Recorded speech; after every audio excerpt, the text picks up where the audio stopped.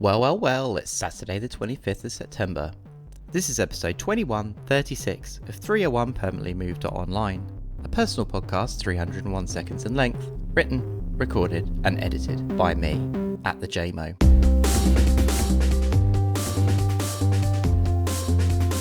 Earlier this week, I picked up not one, but two new pairs of glasses at the opticians. To some, this may not seem all that remarkable news. Some people will get new glasses every year and change pairs to suit their mood or outfit. But I am not that sort of person. I am a simple man.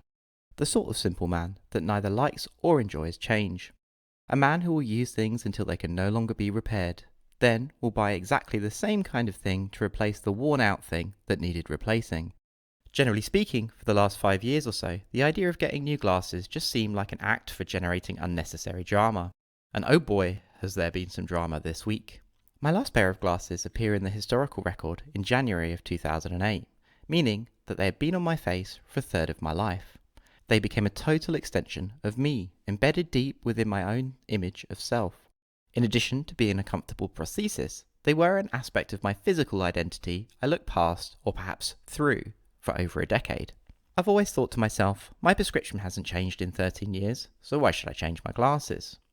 There are a few answers, of course. 1, the plating on the frames was peeling.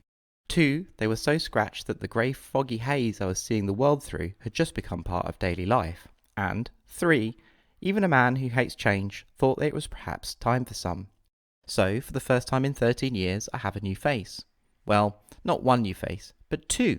Pair number 1 are thin dark wireframes with a silver bar across the bridge. Unlike my old pair, they have sprung hinges with much larger temples, ensuring a great fit. But they are also huge and give off certain vibes.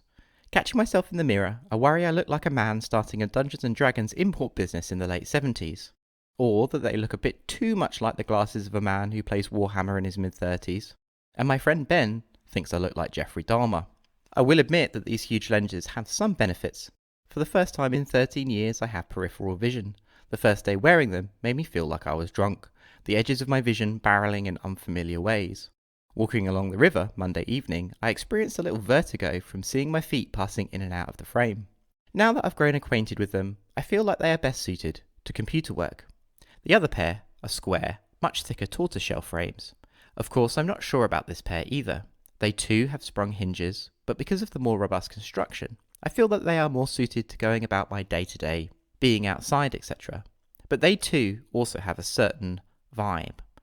And that vibe is that they make me feel like I'm walking around town LARPing as the old man from the Pixar movie, Up. Perhaps they are a prop, one that suits my personality. I'm not seeking any sort of reassurance from anyone for making this episode. I've already been through all that. I sought it from Eve in the first few hours of getting them home, and from friends that I sent photos to at the beginning of the week. I guess I'm reporting the experiencing of something for the first time in a long time, the phenomenon of self-consciousness. A heightened sense of awareness of oneself. Self-consciousness, to be preoccupied with oneself, especially with how others may perceive one's appearance or actions. And that's the emotional rub. As an adult, I have spent a great deal of time, effort and emotion trying to come to terms with my self-conscious streak. A thing that I have carried through life since I was a teenager. I'm not ashamed to admit that this part of my personality dominated younger me. Doing things not because I wanted to, but because I thought that if I did X, Y or Z, other people would think of me in A, B or C ways. A perspective that began in my early teens. Always questioning and worrying about how I thought others perceived me. It shaped and guided who I am today. I don't think this sort of behaviour is unusual, but the amount of anxiety and social panic it used to cause in me personally is, in retrospect, unhealthy. Because of the new glasses, experiencing some slight self-consciousness as an adult this week has reminded me just what a big deal being self-conscious was to my younger self. Luckily, I have done the work and I am now prepared. There is no spiralling. I know that almost everyone is too wrapped up in their own lives to give a shit about the things I think they are thinking about me.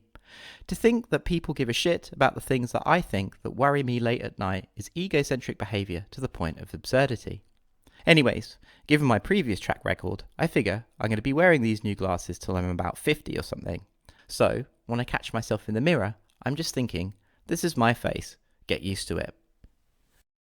Please consider a monthly contribution at www.thejmo.net podcast.co.uk/support.